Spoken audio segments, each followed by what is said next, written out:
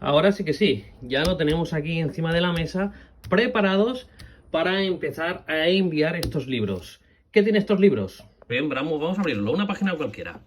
Este de aquí, un Fiat Punto que nos indica los pinout, cómo tenemos que conectarle para darle corriente y que funcione, qué tipo de EEPROM es y las averías comunes, parpadeo de agujas e indicador. Resoldar conector, punto, se ha acabado, así de fácil. Vamos a abrir otra página al azar. Este de aquí, un Mercedes.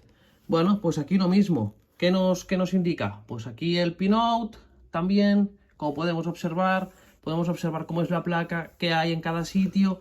Y aquí también, averías común. Es que es increíble, ¿lo quieres? En nuestra web